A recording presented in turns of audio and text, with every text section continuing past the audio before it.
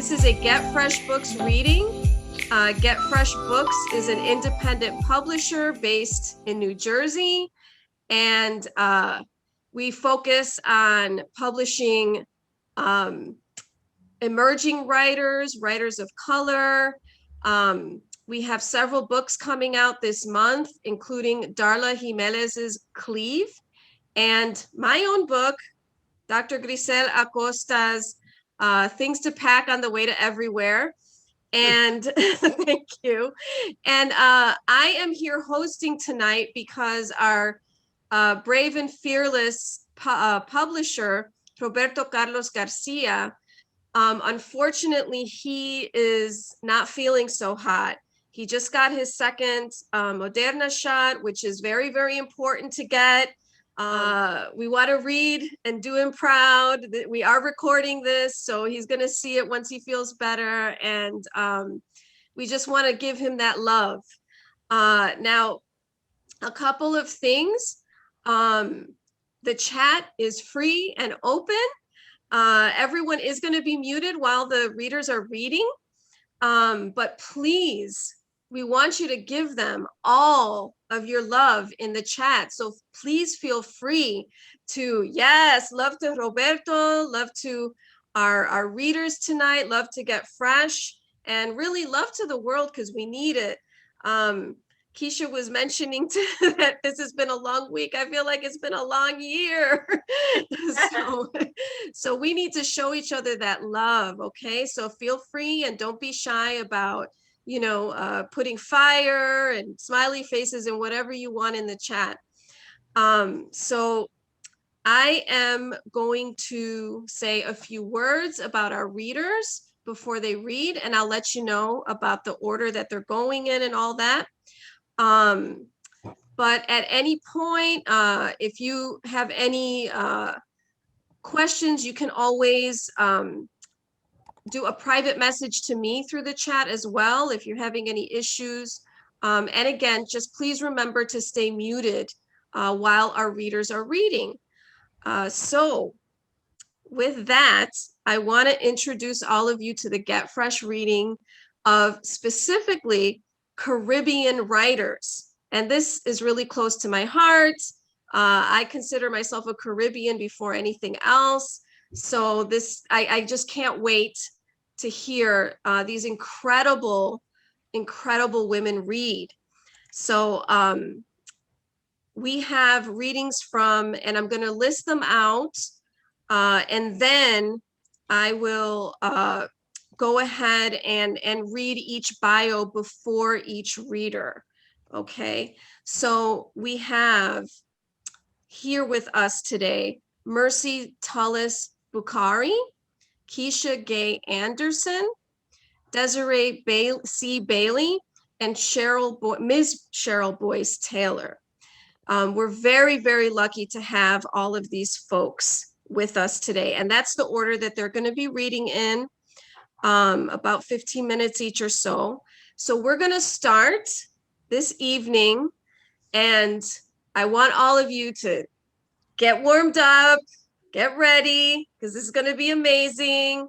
All right, we're going to start with Mercy Tullis-Bukhari. She is a poet. Did I mispronounce anything? No, I was cheering for her. Oh, okay. Yay, cheering. Yes, please do. Okay. Mercy is a poet, essayist, and fiction writer who finds inspiration from being a Bronx-bred Afro-Latina, Honduran, and Garifuna of Jamaican descent. She is a Callaloo Fellow and has performed at various venues throughout New York, including Bronx Library Center, Bowery Poetry Club, the Nuyorican Poets Cafe, and for the Caribbean Cultural Theater. So everyone, please give it up for Mercy Tullis-Bukhari. Hey! Thank you so much. I'm so honored to be in the space with all of you wonderful, beautiful women on National Poetry Month. So I'm just gonna get in and start with this poem called Black Children Swaddled. When my children asked about George Floyd and it was very difficult to have this conversation with them. And then they just asked, well, why don't you show us the video? And at first I was like, I don't know. Then I was like, okay, all right, maybe. Okay, let's watch it. And then afterwards, right after that, I showed them the video, I wrote this poem. Black Children Swaddled. My children asked, why was a man under the knee of another man? They asked, why did she die by the bullet while asleep on her bed? When they ask these questions, I hear, why do they revel in the disempowerment of our bodies? I hear, why are our bodies still under the treatment of human chattel and plantations, protected by their red, white, and blue flag? I myself still question, why are lives at the mercy of those who still feel threatened by us, with no effort to attract the attention of death? I follow the Bible of parenting, teaching my children to be law-abiding citizens, to follow societal rules of saying thank you and good morning, to not say yeah, but yes, to reference the person they are talking to by their title, to hold the door by whomever is walking behind them, to treat each person the way they would want to be treated. I don't know what to say. When a knee becomes a place of death and not of prayer, when a bullet pierces through the peaceful state of a woman in her home and not the evil uncertainty of an intruder. I would rather keep feeding my children white picket fences, the promise of a dog, the expectation of a 3-bedroom house with an attic, a basement, a backyard, and the hopes of bicycling in friendly streets among trusting neighbors than to answer their questions. I would rather silence them with milk and cookies, ice cream, and calm my shakes and images of the victims dead with Hennessy neat. My body sliced open to bring my children forward were checked for fingers, toes, and genitals. They were cleaned and swaddled to create the comfort and security of my womb. How can I tell my children that? From the moment they were swaddled, they were being fooled into the fallacy of this world being built for their inclusion, that from the moment they were born, in the innocence of their cries, they have been raced, labeled into a life already decided for them before they could have even decided for themselves. Their swaddle is not my womb, not their protection, not my amniotic fluid. I do not know what to say. I don't know what to tell them of a knee and a bullet and a chokehold and rope and fire. A man needs to kill. A woman is killed in her sleep. When my children ask questions, I hear, why do they revel in the disempowerment of our bodies? I hear, why do they hate us so much? What did we do to them for them to hate us? I see, whether we resist or not, that our lives are still vulnerable under the eyes of those who were sworn to protect us. But I cannot be tired. Yet I still don't know what to tell my children. All right, that's the first one. Thank you. And, I'm at home and my children are here. So I just need to turn to my son for a hot second. And I need for you to take that to the other room, please, right now. I apologize for that. This is a thing, being on these Zoom meetings, everything is in one space. This was called La Gringa's first ride to Los Hondos.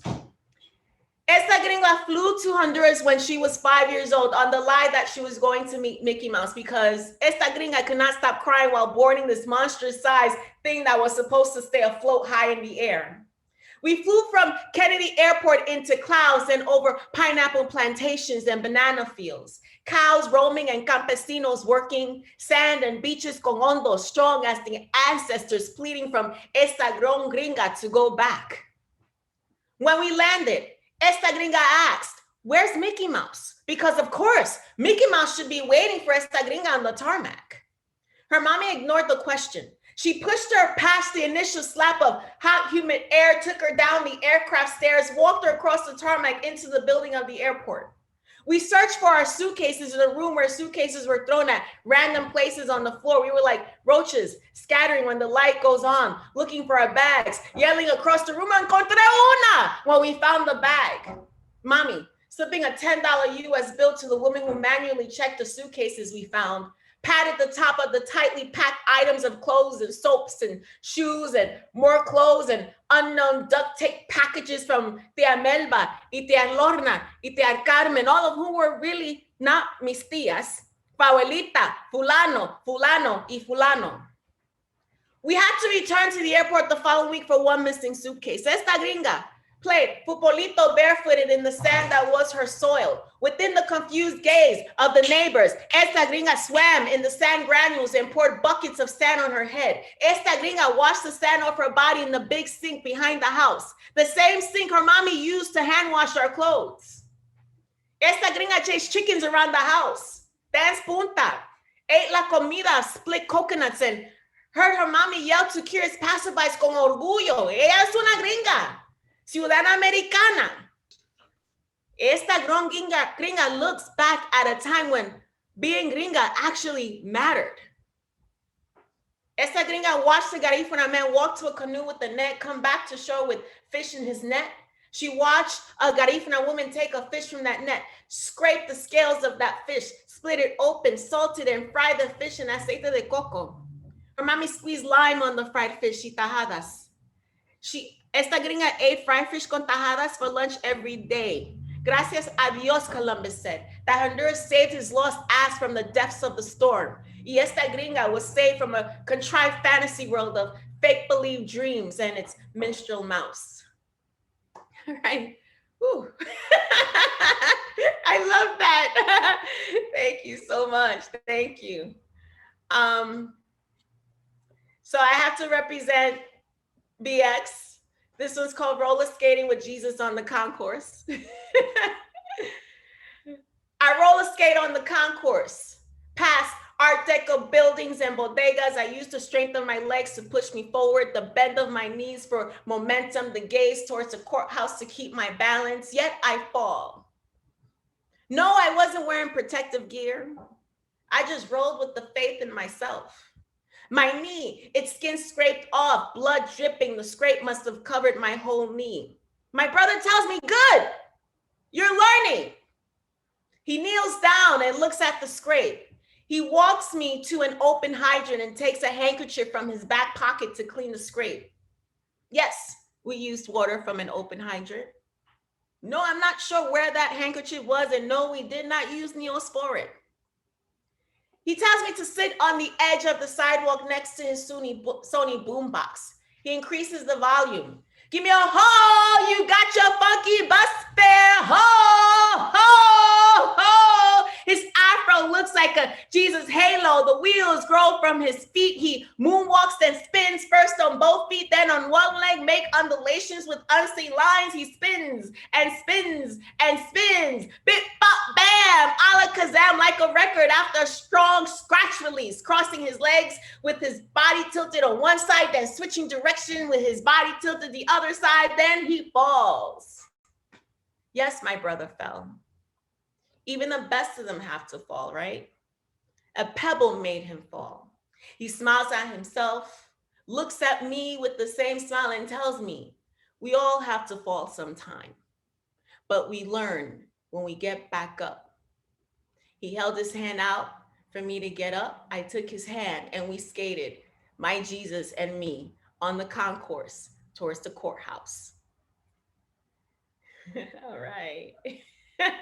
Thank you. And I'm going to end it with one more, another one about my brother.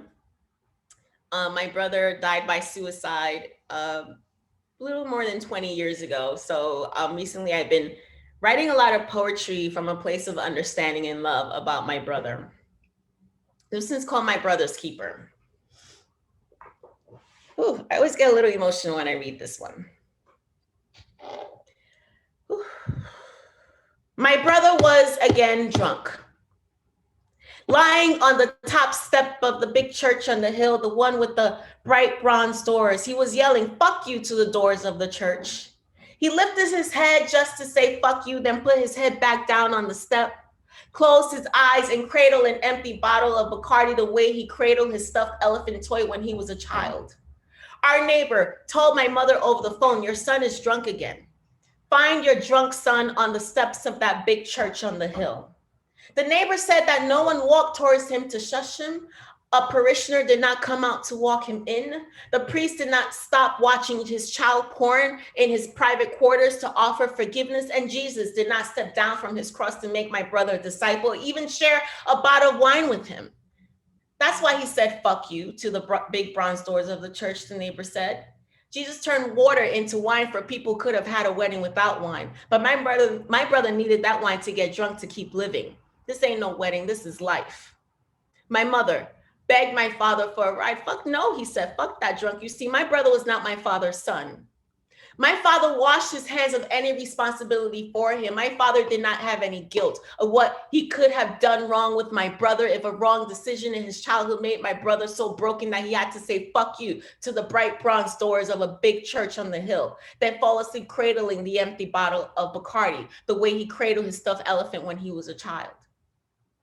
My mother, she lived with some guilt, I'm sure, so she begged my father, please take me to him. I need help carrying him to his bed. Please drive me to him. Fuck that, my father said. I may lose my parking spot. I need to wake up early in the morning. What would that teach him if his mother constantly runs to his aid whenever he falls drunk on the top step of the big church on the hill, the one with the bright bronze doors? My father still drove her though. My father was really saying fuck you to the man who never responded to my brother's letters. That man sent that stuffed elephant to my brother with a promise of connection, then cut that connection as soon as my brother said, I love you, Pop. I love you. Thank you for the elephant. I love you. He was on the top step of the church, cradling an empty bottle of Bacardi. The bright bronze doors shine behind my brother. My mother, step by step, by step, by step, walked up to the doors of the church to get my brother. In that Bible story, the son returns to the family, but at this church, the mother was returning to the son.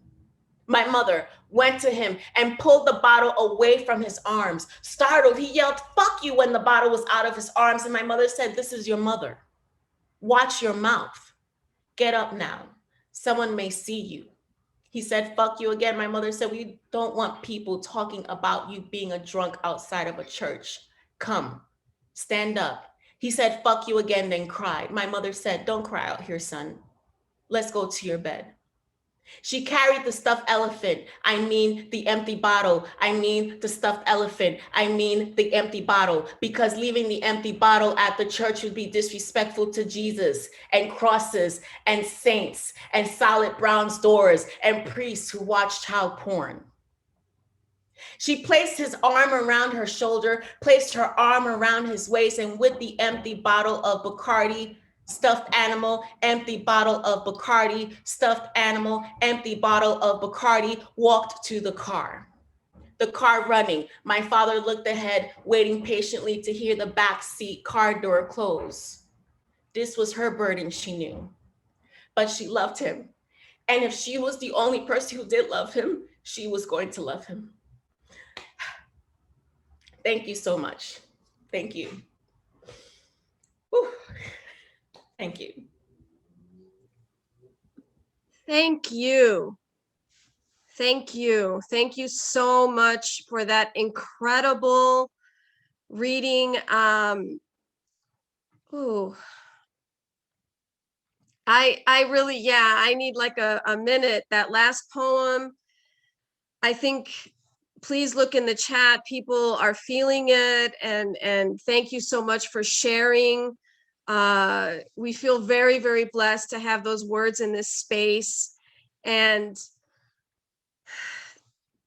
that reading was like a roller coaster ride, like esta gringa, and okay, I get it. I know what you're talking about with that. It was just beautiful, beautiful. So thank you so much, everyone. That is Mercy Tullis-Bukhari. And where, again, for those of you just coming in, I'm filling in for Roberto Carlos Garcia because he's not feeling well. So it's going to be a little bit more informal, but Mercy, please tell us, where can we get your books? So I have a website that's actually just been upgraded. Hey David, I see you. And I can put my website address here in the chat. Is mercytullis-bukhari.com. And you can also find me on Instagram, which is also Mercy Tullis-Bukhari. And you can find me on Facebook, Mercy Tullis-Bukhari. Twitter, it's the same across the board.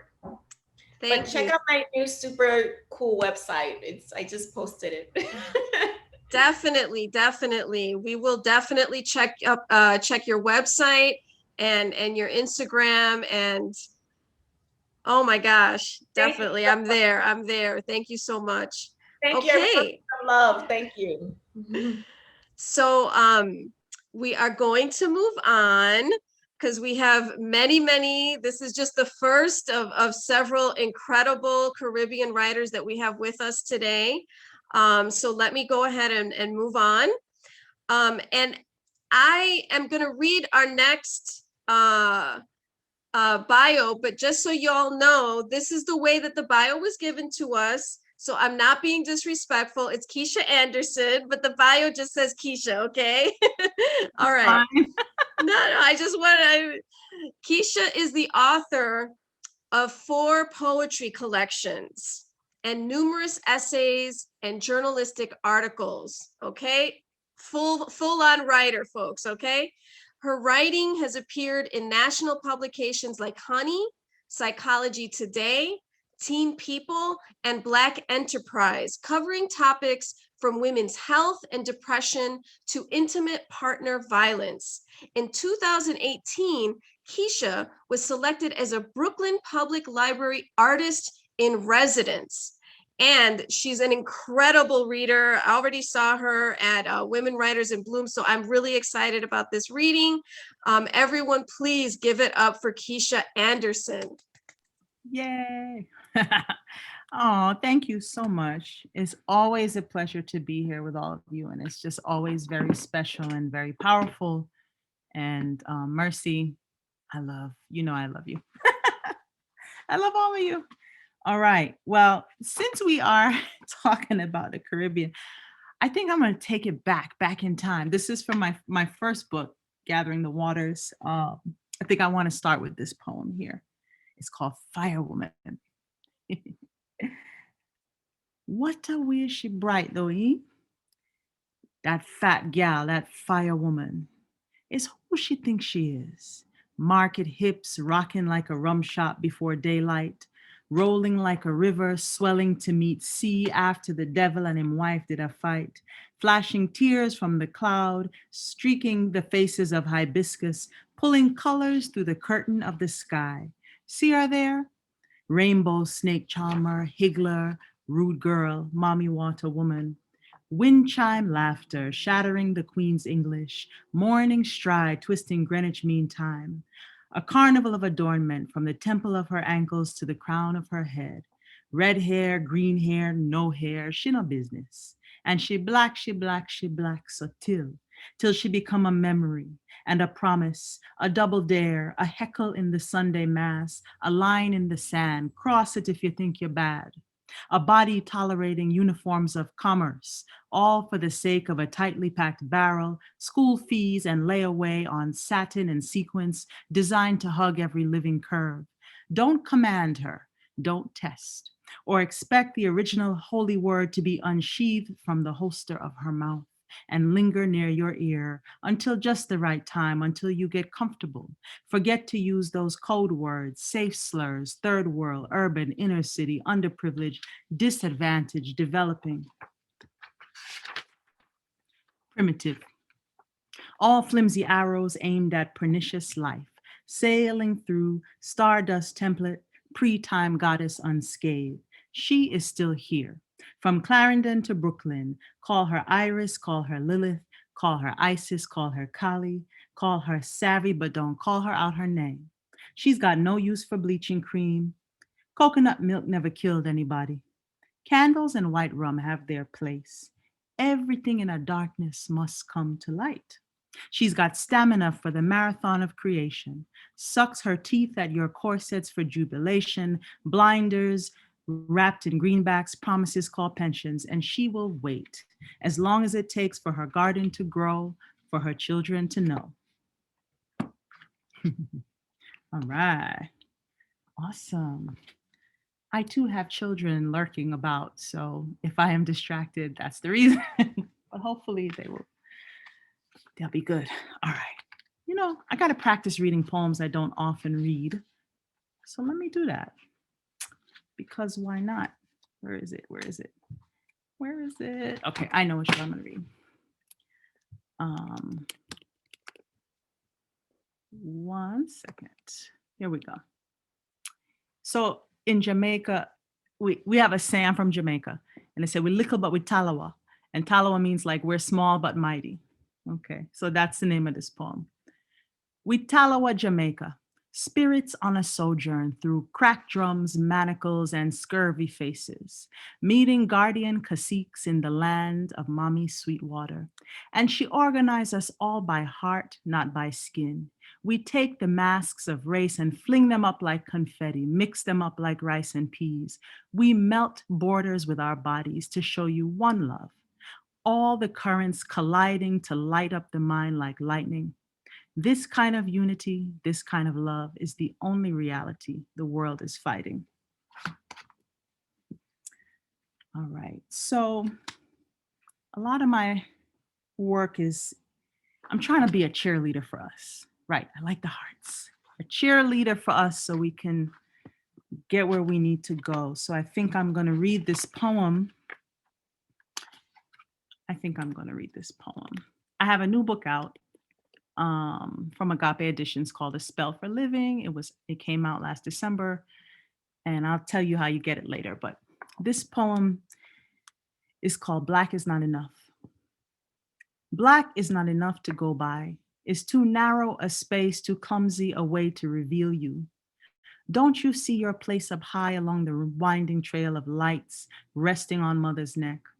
Can you name all the shapes of your intelligence that sometimes, when it feels like, splashes over the brim of infinity to condense as jazz, a dance of colors at 5 points, Denzel's deep sea eyes, and our snaking hips to the dance hall rhythms, dip, dip, dip, dip, dip, dip.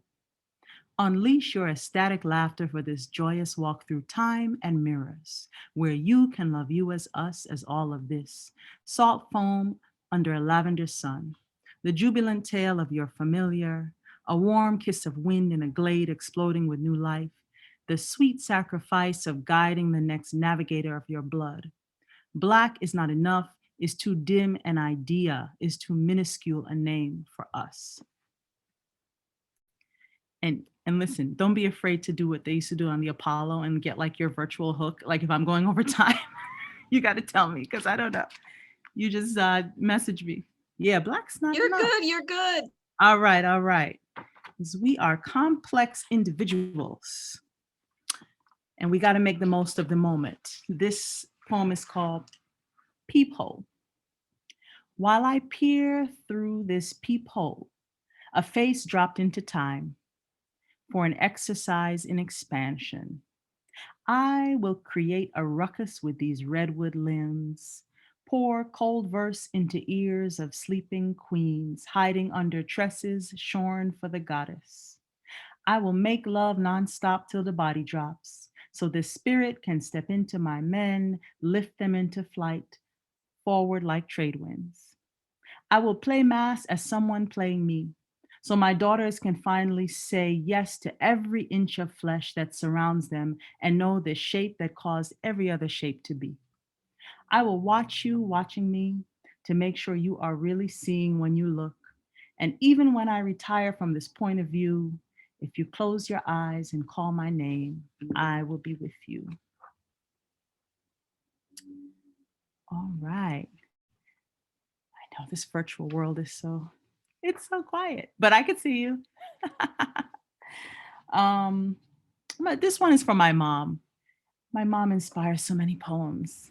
She's quite a character. My mother is hilarious. It's called Trapped. In my fourth decade of life, I now know I've been trapped by my mother's fear, and can you blame her for building a fortress around us? Locked in the foul coop for breaking a plate, lashed until the blood was let for dirtying the one good shoes. School days with nose pressed up against the window of a whites only ballet studio, built for those Kingston girls from British Isles, exiled among forgotten faces of Akan, Ashanti, Twi. And she did not understand that them is we. Even when chestnut hues and freckles made their way into our skin, we too have oldest world kin, you know. Well, Keisha, it's a white man's world. We just live in it. I hear you, Mom. I hear you. I love you for what you endured to bring me here. But I create worlds. It is my job to dream. Imagine for those bred to be blind. Love is my palette. I fear no man. And I will use this body like a chisel, a shovel, a machete, and I will never stop until I am the biggest dream I can imagine because the prescience wasn't beat out of me, and I've had enough food and books and the anonymity of a big city to remember what you have been forced to forget. All right. I think I'm gonna read one more. Is that cool? Yeah? All right. I'll read one. I want to read this new poem that I wrote. Is that okay? All right. My family's always texting me when I'm in a Zoom. So hopefully they'll keep texting me. I am the river that stood up and walked into a story that called me by a song sounding like my name. I stepped into a saga cemented by suffering set in a loop, a lit fuse to a bomb that blows us to shards whenever we try to remember the root that grew us, name the stones that damned us, and who can stand up as only half a thing? We are an echo in our ancestors' ears even now, because all that has happened is happening still. And they look out onto the unfathomable sea for those dragged into its wake by greed, bodies breaking onto shore to seed another place, faces fading, melting into a mirage that haunts the horizon, a half-formed picture dissolving with the day, and amnesia slowly reforming the mind. But there is no time and no end to water. It always finds itself again and becomes more. It is will. It will spread out, sink into earth, shed the sediment of small men stomping through the lives of others led only by their misunderstanding. Water has memory and will spring into new stories, meander until it works its way into a cold sweat at 2 a.m. and fragments of a dream, a half-remembered face in the blur of unexpected tears, the smoky scent of embers and pained feet that transport you from a New York City street to Cairo at the speed of thought. Recalls the heaviness of a child and breast laden with milk, a wrinkled smile, a strong hand, fragments of places, trying to place the disjointed mosaic of me, looking for a pattern, waiting, listening, restless, seeking for someone who knows how to read the letters, put them all together, make them make sense. And then I hear, feel a kind of laughter, a patient something that answers only to say, when you are still enough for the blue-green bird to bend at your banks for her morning drink and watch her go off to dance in the sky, then the constellation of journeys through time and all the rivulets and waterfalls that carve the worlds from your mind will come together, massive and shining, and show you her whole face, the very same you thought you misplaced. Thank you, everyone. Yay! Thank you. Oh my Thank you. gosh.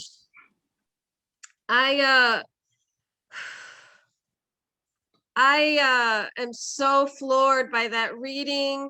First of all, I wish I had your reading voice. It is so calming and healing.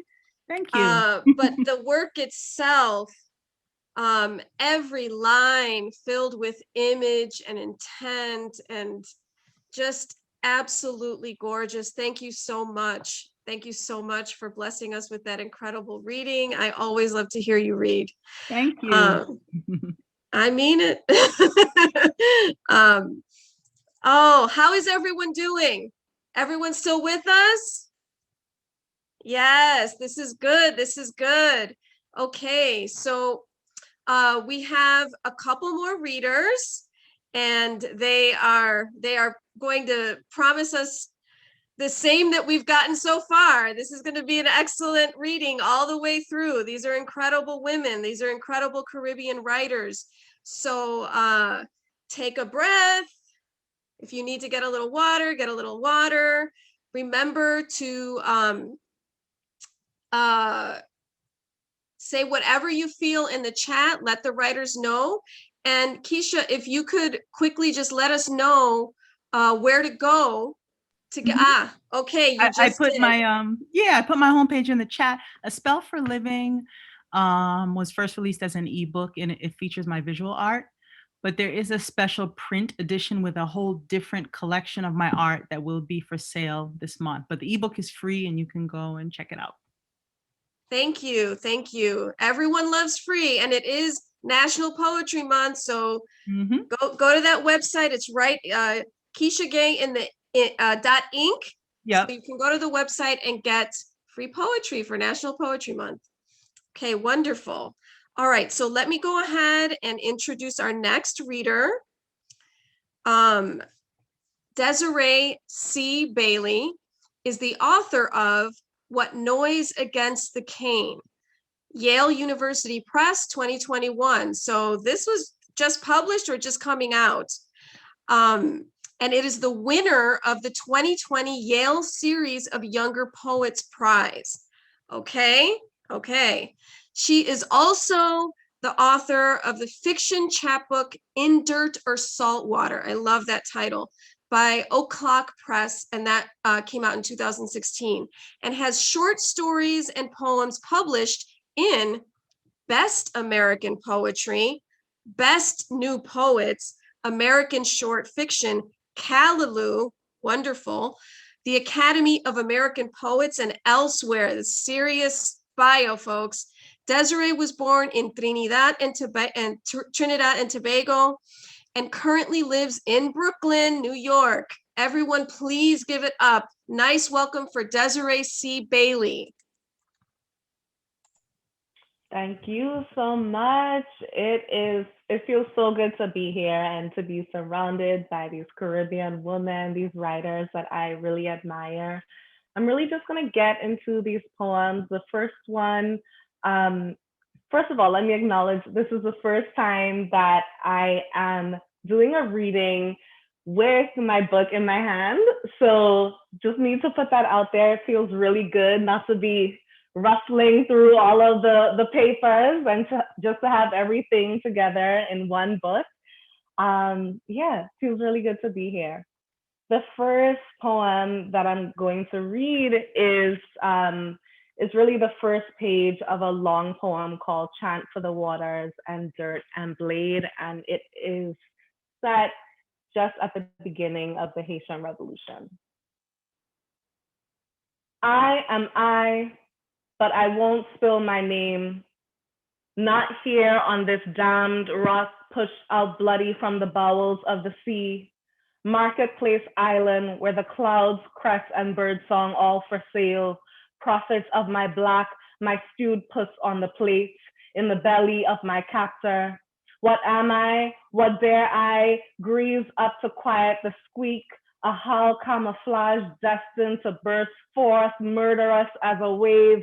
Meek today, tomorrow, cup to my inheritance of rage. My name soldiers up like bile, but I dare not allow it. Swallow it, bury it down with the other human parts of me. I, husk of girl, orphan at the ocean's distant edge. Before ships, before humid choke of hull, before trade winds splintering me off into the world's directions, a girl and I, unbroken and spotless, smooth as obsidian's kiss. And Keisha, I really hear you when you said that you really need to read poems that you're not used to reading. So I'm going to try to do that a little bit tonight. And the next poem is from the second part of the book, which is really just set in the modern everyday and follows me really. And so this one is called, let me find it. I'm still learning my way around the book. Extra virgin olive oil. And it's after a painting by Walter Price. Look once, and it's her fingers that pull you in, the absence of them, how they've disappeared within her, splitting her body like reeds at the river's lips. Bantu knotted American queen pedestal at the top of the canvas. Spill of red paint, blue drip of stars pooling the foot of the nation. Look again, not a clit, but a book that occupies the hand. And you smile at how easy it is to mistake one pleasure for another, membrane for membrane, twin yearnings for the flesh spit of knowledge, for after all, to know is to let the sweet waters run down, down the slope, the purple mountains. Stare until the painting becomes a mirror, until you are 16 again in your room with Jimi Hendrix plastered on the wall like a saint. You are clutching a book, blotting the ink with your sweaty palms, shoving the words into your mouth, practicing, repeating, drilling an American accent, sloughing the salt water off your tongue, speaking yourself into disappearance. And you would have disappeared were it not for the pussy's pages, how turning them lit the tunnel into yourself, to the books that could only be read in salt and seaweed, and the touch that made you crave your own dark scent, what tiny stars you are spilling.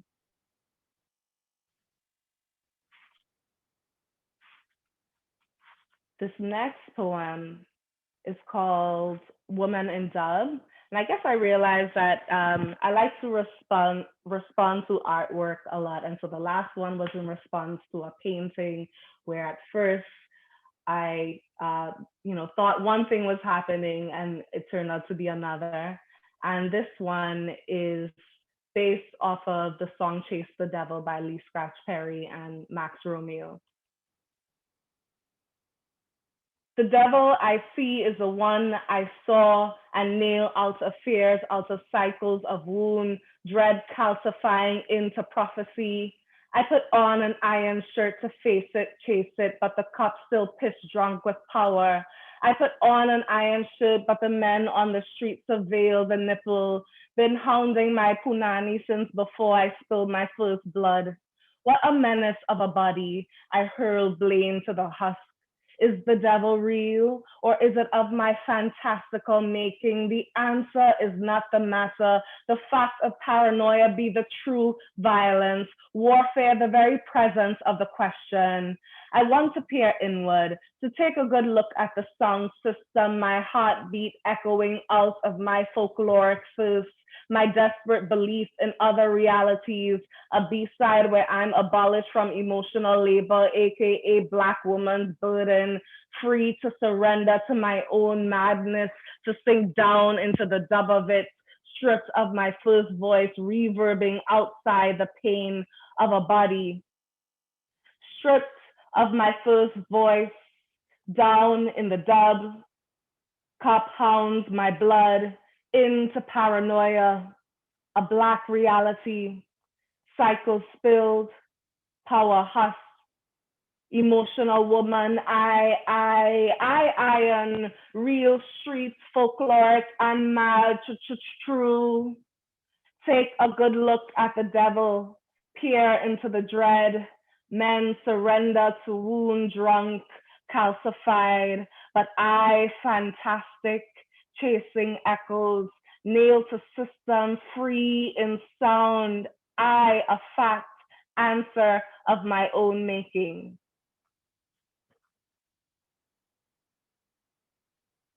And I will read two more poems. This next one is called Exile. We ask about our people, and they tell us the plight of votes. Yachts smash in the marina, ferries crash into harbors, masts snapped, propellers bent, vessels drowned in coves. They broadcast reports of water rising in hotel rooms, sand slipping into sheets where our cousins could never sleep, salt stains as testimony, spit prints of the hurricane's wrath. Bodies are piling up in the morgues, and instead an elegy of votes, an inventory of industry, countdown to when paradise can begin again. So it seems when we're no longer property, we become less than property, a nail sick with rust jangling in high winds. This would be a different story were it not for exile, whose sting swells when banished in one's own yard, barred from the fruits of your mother's land. Inside exile, tempests and fault lines are developers' wet dreams. A mainland will sink its territory in debt, starve its subjects in the wake of storms, clearing ground for palaces on the shore. Inside exile, the body is only as good as its technology, how it buckles in a field. Inside exile is the Ile, pushed across the Atlantic through Oya's lips, place or shelter, sacred home. We ask about our people and fill the silence with prayer, utterances rerouting to our climate's first spirits, Guabanse blowing furious winds, Huracan spiraling at the center, Guatuaba drenched in thunder and lightning, Coatrisque of the deadly floods. Spare our kin, we plead, save your wrath for the profiteers, cast them from our archipelago, our Ile Ife of the seas, until home is a place we never have to leave. And the last poem that I will read is also the last poem of the book, and it is called Chant for the Waters and Dirt and Blade, Slight Return.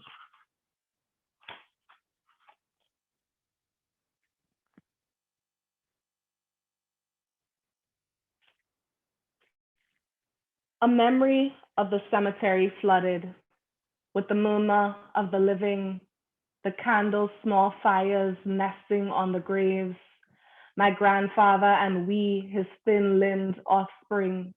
Every year in the humid dark, each All Saints' Day, the mosquitoes rising from the grasses to feed.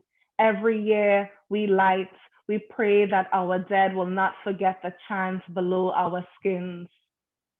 The scent of melting wax will always call forth the memory of our dead, the unheard footfalls, the bodiless rustling through the dashing leaves. On this Hallows Eve, I am listening to the cars sounding their grievances on Flatbush Avenue while hemming words in my apartment, wishing that I could wake up tomorrow in my first country to visit what remains of my grandfather, to go to him, to the cemetery of his mother, his father, and the wax riding the damp air, its fragrance winding beyond the dark palm prints of a bacano tree. Who, what, how do I believe? My worship colonized, my gods painted in a foreign face, my grief song milked in the raised woods, shipped off most wanted commodity. I stuff my ears against the old spirit's call, fearful of the way the past speaks to me. I cling to cold reason, but find empire's grasp, especially there. I believe in what makes me free. I believe in the red hot flowers crowning the head of the flamboyant tree. I believe in nutmeg ground down for cassava pone and the firm singing hands that push its measurements through the decades. My goddess is the wave unsheathing, my name strung through the conch contralto. Where will we live? I ask my ocean-torn love. Where will we raise our children if my fibroid womb will allow we of many soils, we who know the curse is the blessing is the curse, we of many and no homes, we who destroy and build, who send our love haunts along the currents? Whether quick clapping of hands or hymns of lambs and mercy or fistful of cowrie thrown across a mat or psalms to tread the lion and the cobra or cymbals drawn in cornmeal guarded throughout the brutal passage. I fear that I will never fully be at home, that the very first leaving cracked the skull of my belonging, that when I eventually stop moving, I won't understand the land's grieved tongue. I brown the sugar in the heavy bottom pot to fill up every space, to remind myself of language. I belong to the foam that singes the sand where I was thrown to the waves just weeks into the world, my eyes widening to limestone cliffs to see almonds ripening upon the shore. My hands are the scarlet ibises, soaring the salt-washed dawn, cleaving the sky open like a blade. Thank you.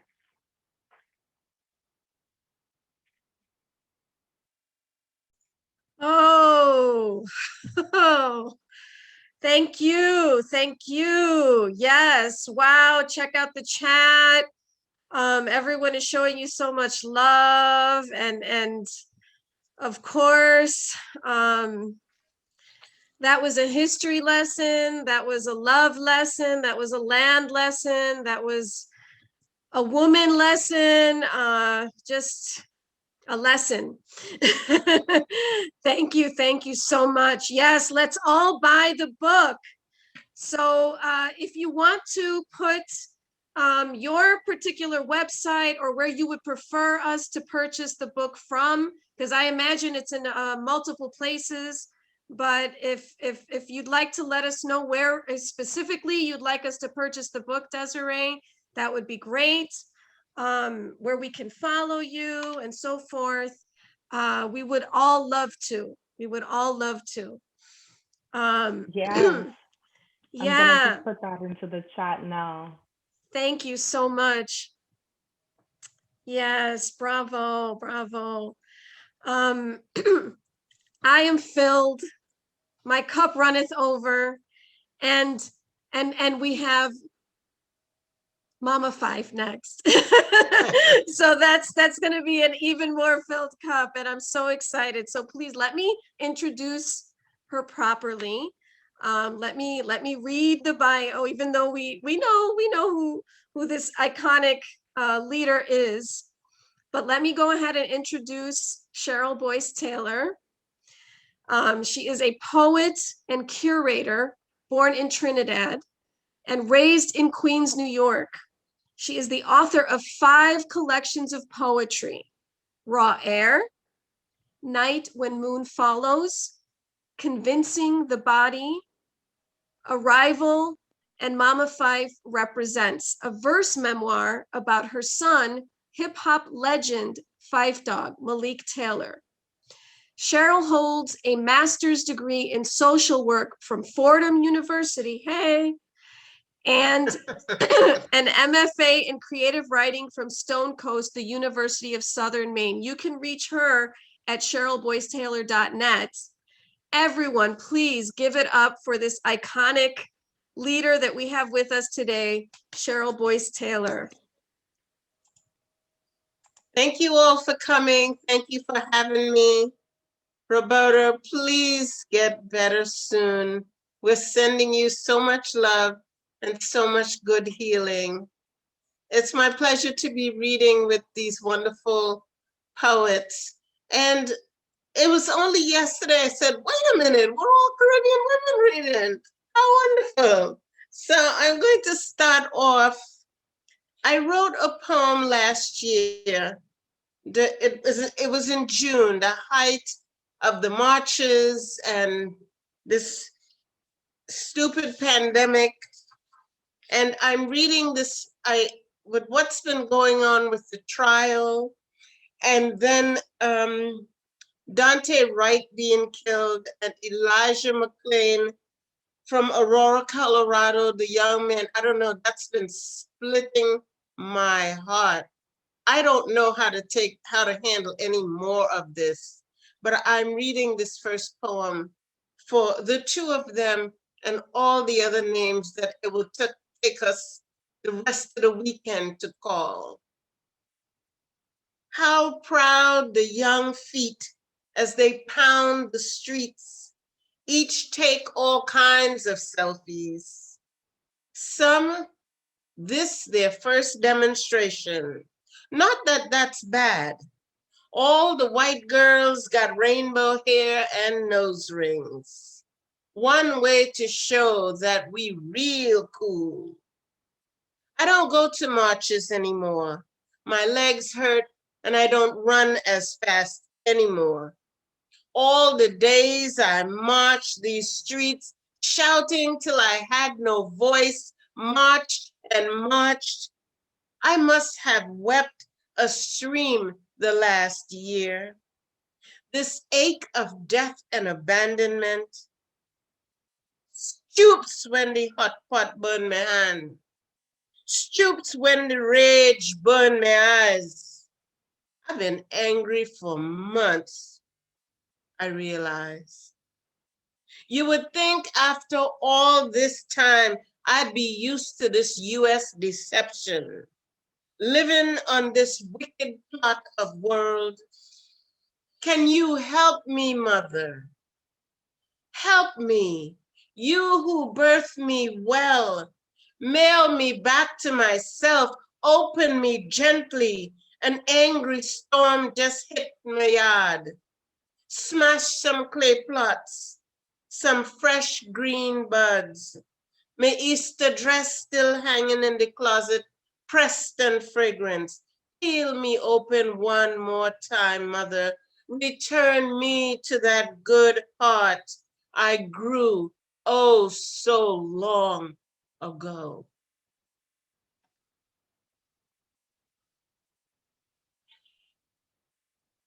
And I'm going to read two poems from Arrival. Arrival, my book from 2017, published by Northwestern University Press. Since this is a Caribbean Women's Night, I'm reading this for the gracious women that are reading with me, for the host of this reading, and for all of our guests that have joined us. I name Gal. I name Gal. I know who I am, braided gal drinking cocoa tea, hands rooted in pigeon peas. My home name is Gal. Gal, where you going in your Sunday best dress? Gal, you still on that phone? Gal, back chat does get your back slapped. Young girl, make up your bed for me, please. It's a no maid living here, you know. Yes, mommy. Gal, you must soak the fruit and currants in rum about 3-4 months, 6 months, 8 months before Christmas if you want real good black cake. My home name is Gal, with sugar diabetes, drinking bitter bush to cure it, but sneaking a little piece of black cake on the side.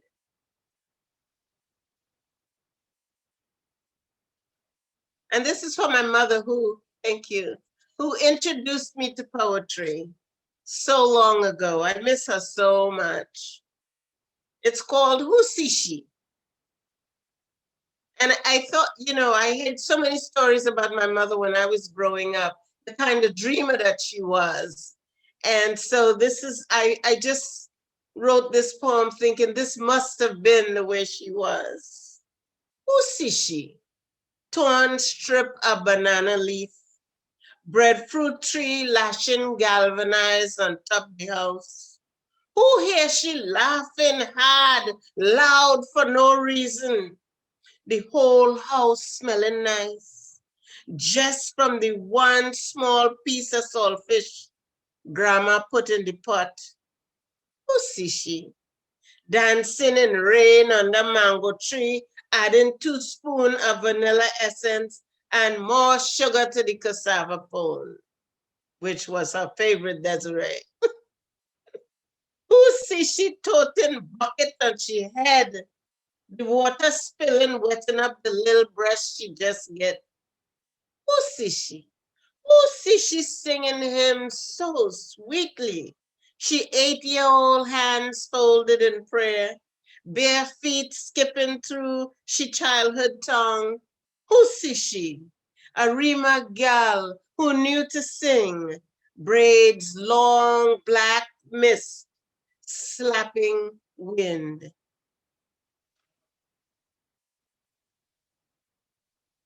Okay, thank you. So I'm going to read 1 or 2 sections from Mama Fife Represents.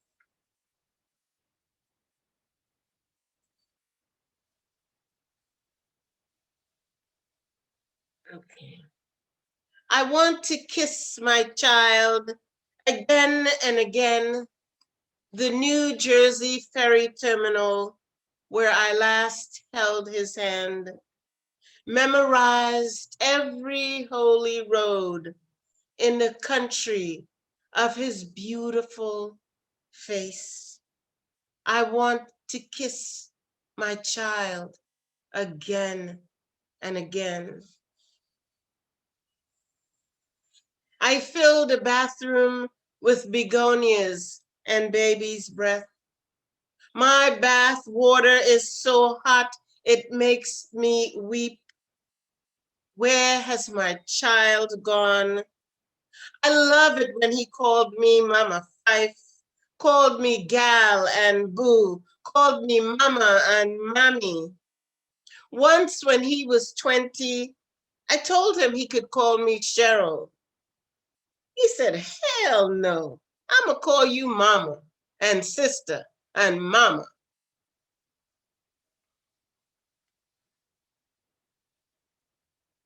In the January after my son passed away, I've always had a very strong connection with Yemaya and water and ocean, very strong connection.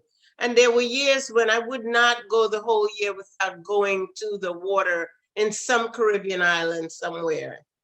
And so I decided I needed to have a serious talk with Yemaya, and I was going to Anguilla. So my sweet friend, Jacinia Montilla, said, oh no, you're not going alone. Eric and I are going to meet you there. So they met me there. So this is dedicated to what I fondly call her Jessie and Eric. Anguilla, in Anguilla, we listen, waves lick the sand like an obedient lover. We have fried conch and lukewarm eggnog. At dinner, the mixed drinks are weak. Flies never leave the table. The black and white couple next door talks too much. All night, incessant talking and bragging. We laugh in odd places. Don't hear a word they're saying. There's dried toast and no milk for cappuccino.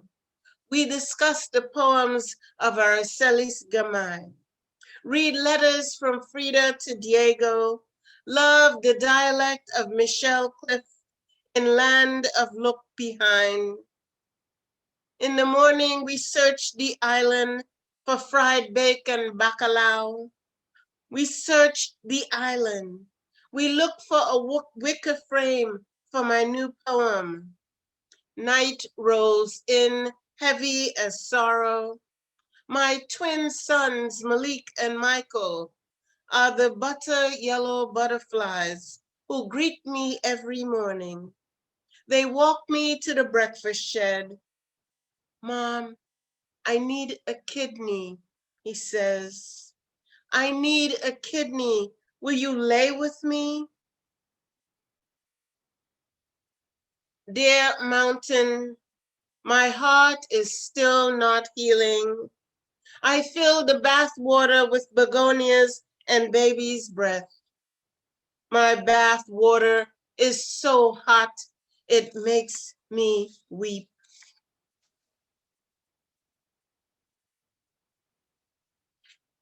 This is a section from one of the long centos that I have in the book, Apricot Begonias, one of the longest poems in the book, and this is a cento from that. You lay on Annie's table. She is the massage therapist. This is where you and your daughter have brought your arms full of grief and doubt. Annie tells you, I will fix your sorrow, Mama. I will fix your sorrow and just cry, babe. You remind yourself that truthfulness is an act of revolution. Let the body sing loud its sorrowful song. Good Lord, she was right. The richness that poured out of her fingers that day. How, dear God, she restored my energy, my trust. She sprinkled 2 handfuls of calendula and yarrow twigs in the tepid water, washed my hands and feet. She put on South African drums, Miriam Makeba wailing in the background. Hugh Masekela thinks grazing in the grass is so easy. He does not know that there are bugs there. In the jug on the table, there's plum wine. The river sings, an angry mob grows. When this is over, I will grow a tree out of my head, lightning bugs out of my eyes, because his lips, his laughing like home, his voice reminding me of home.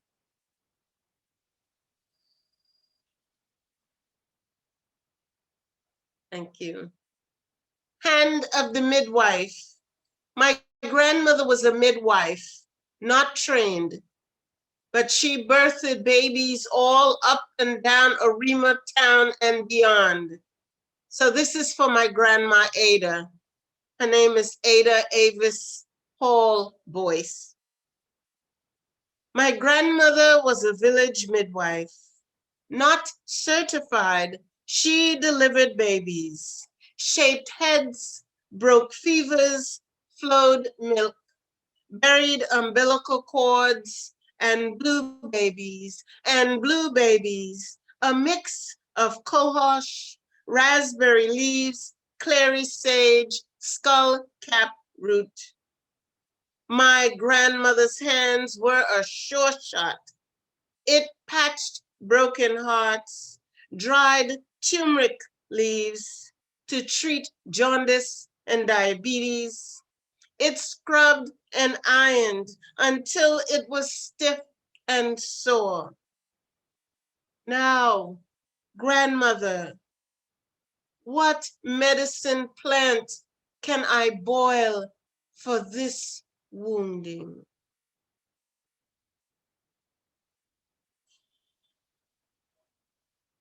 Okay, just 2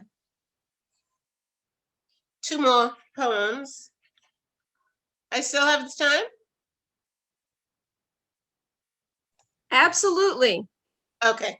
Yes, ma'am. And this is again from Mama Fife Represents. I have to show you the cover of my limited edition, which looks like a Tribe album. Those of you that know A Tribe Called Quest. So, Wesley Lake. I have a friend that I went to a graduate school at Stone Coast with, and she lives near what she lives on Wesley Lake. I dream we are at the slave house in Gore. Our spines fade into the walls. A symphony of empty pots bang in the cool air. How sharply law swoons the body. Sitting at the edge of Wesley Lake, I asked my friend Jessica, am I really growing out of grief? Is my heart mending, or am I just kidding myself? Jessica, who has eaten grief and lived to tell.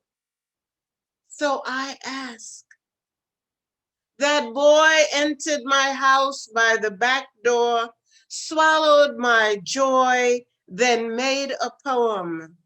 That year, the boy learned to make spells, rap music, hip hop music, to keep his blues at bay. The man who prayed before each meal, the man who lived and lived brave, the man who loved Knicks, Tar Heels, and Stevie Wonder. Imagine summer without Japanese azaleas, their light paper wings, my tongue heavy as a car tire, no sun's shoulder to caress, no face to cup in palms, to braid my child's hair again, to make him beef stew, hear the pots sing, hear him joke about my burnt curry, hear him laugh hard, watch his hands in action when he makes his Sunday turkey burgers. On his face is daddy's pride. Outside, death, outside, death's teeth stunned us into a kind of freeze. We walked around zombie-like. Mornings we woke, put the coffee pot on, flipped up the news. The world went round and round as usual. Imagine that. And this poem is for my friend Jessica DeKunik. One more short poem.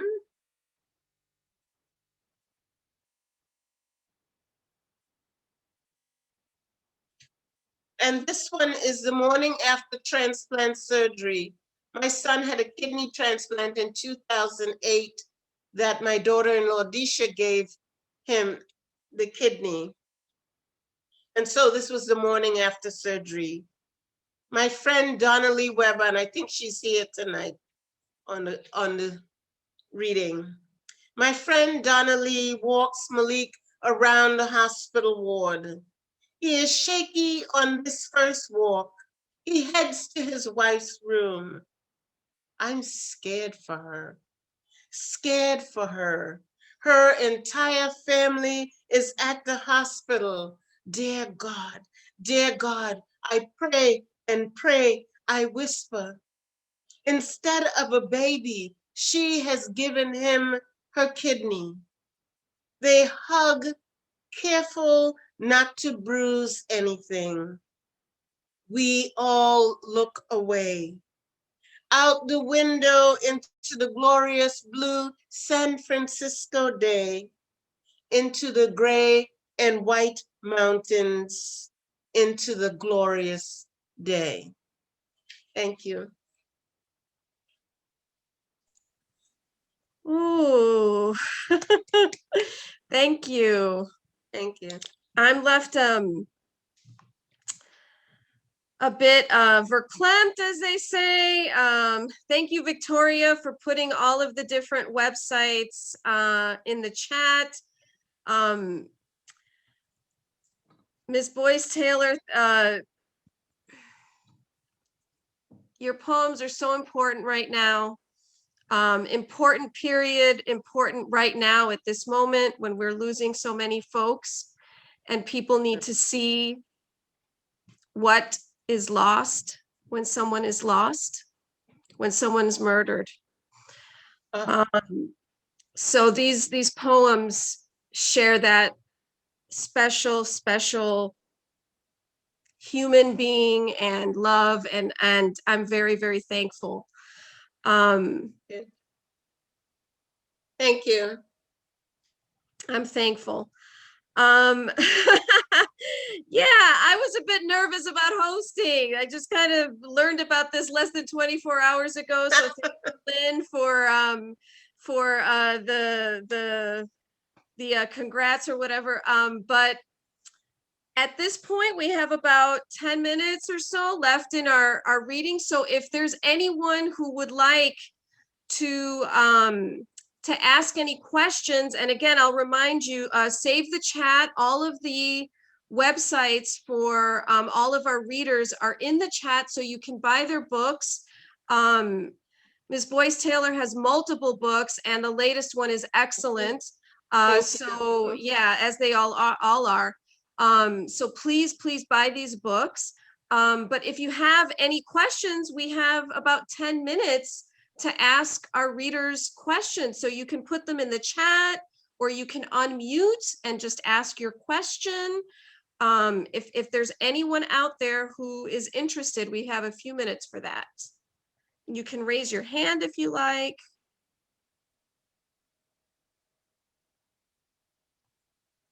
Now, I know y'all have a question. I will give you a bit to think of one, but I do want to ask, and this is for any of the four women who have read this evening. I do want to ask all of you, since this is kind of an informal Caribbean writers reading, is there anything in particular that you feel unifies the readings of tonight in terms of a Caribbean voice? We know that the Caribbean's very, very diverse, but is there something that maybe you want to reflect upon in regards to that? And anyone can answer.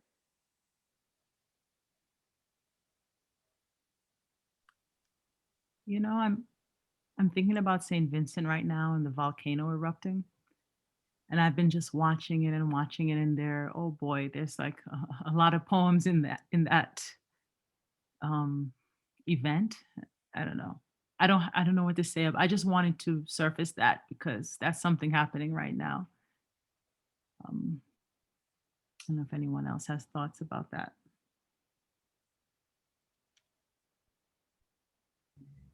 Yeah, I have. So as you know, I'm part Garifuna, and my Garifuna ancestors actually come from St. Vincent. Well, from West Africa, but they're from St. Vincent. So of course, I do feel like, you brought that up, Keisha, and I, when I heard about it, it's, we're in this time now where it's so easy. You can send your saliva away, and it's you can find out what your DNA makeup is, and I'm wondering if I have family out there in St. Vincent.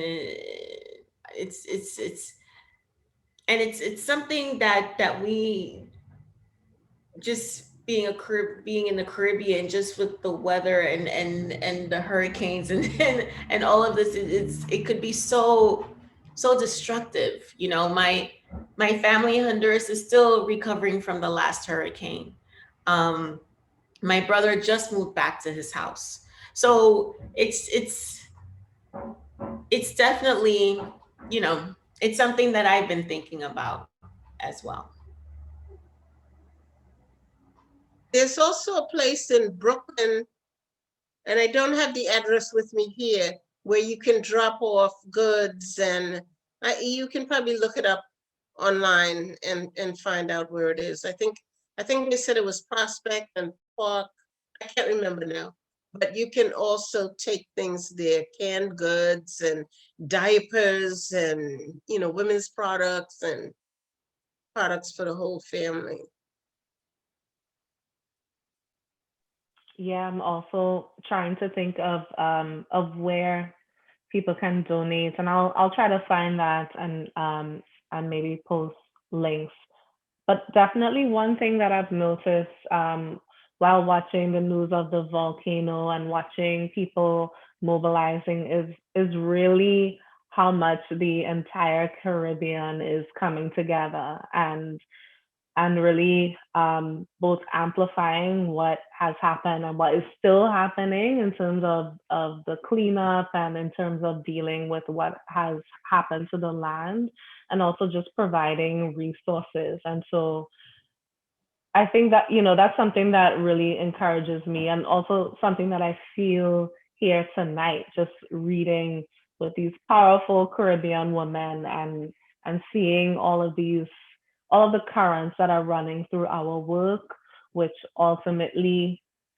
I think is really just in reverence of where we come from and our people and who we are.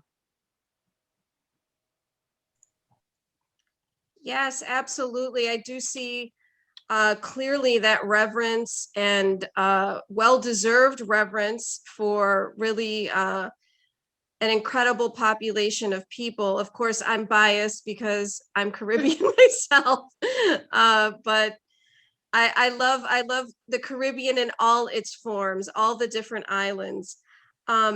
All right, well, we just have a few more minutes left. Is there anyone out there who would like to ask a question of our writers?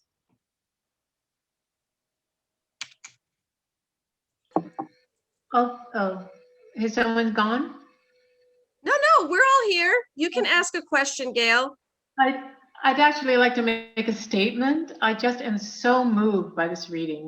We have all these readings every day somewhere, and this just really touched me for many, many reasons. Not only the quality of the work, the sound, the rhythm, the love, but also often I feel when people reach back into ancestry, they can get buried in something. And I felt each of you treated ancestry in a forward birth way, if I could say it like that. It was really, thank you very much to each of you. It was beautiful. Thank you. Thank you. Yes. Thank and you. Nicole has a question as well. Hi, this question is for Desiree. I want to know where you get your inspiration from. Hi, Nicole. First of all, Nicole and I went to high school together. And I just want to say, Nicole is an amazing soccer player. Sorry, Nicole, sorry to do this, but she played in the Women's World Cup. She played on Jamaica's national team. So I just want to put that spotlight on you there, Nicole. Now I'm trying to remember the question, but first of all, thank you for being here. Everybody follow Nicole, keep up with what she's doing. My inspiration, I think, it feels so broad to say that it really just comes from what I'm working through, what I'm moving through. I definitely think a huge inspiration for me comes from being an immigrant, right? Being from Trinidad and moving to New York at a very young age. And I've noticed that it's something that I keep coming back to. I'll probably be writing about that forever, Yes. Yeah. So I mean, there's so many things that inspire me, but I think that is definitely at the core of where my work is. Would the other poets like to answer the same question?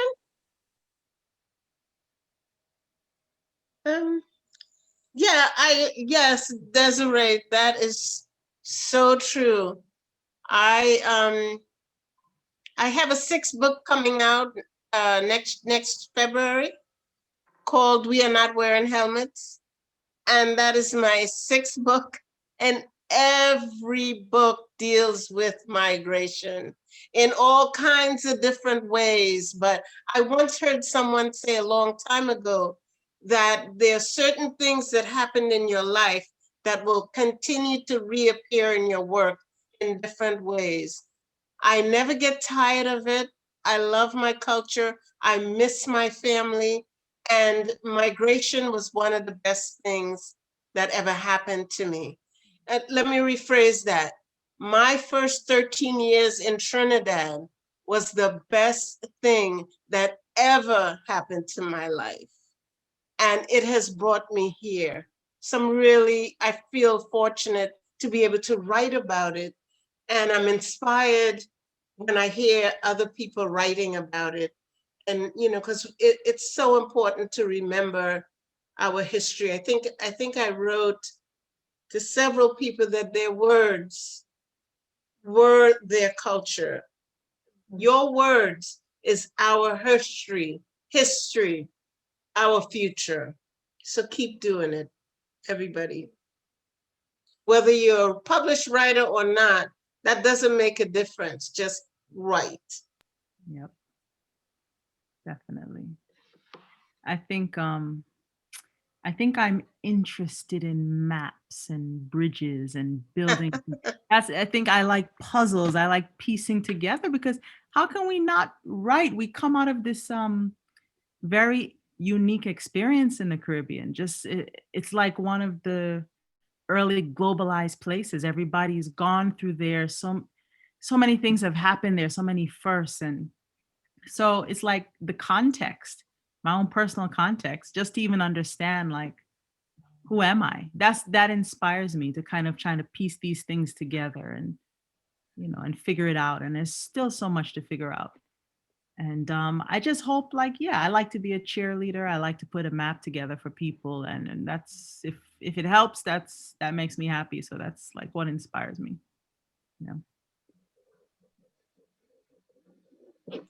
And we will end with Mercy, if you have words to say about what inspires you.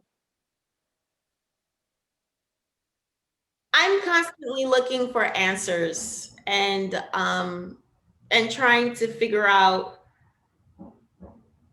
my world, my place in this world. Like, for instance, with the first poem I read, Children's Bodies Swaddled, it was that question of, how can I talk to them about race at their young age?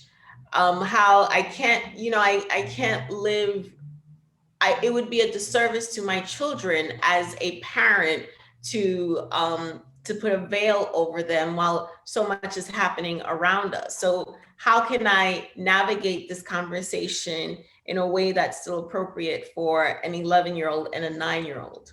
So I'm always asking questions. I'm always observing. I'm always looking, and that is my inspiration to some degree find some kind of answer, some kind of being able to understand whatever is confusing to me, being able to find a path through something that could be like a jungle, in a sense, that could be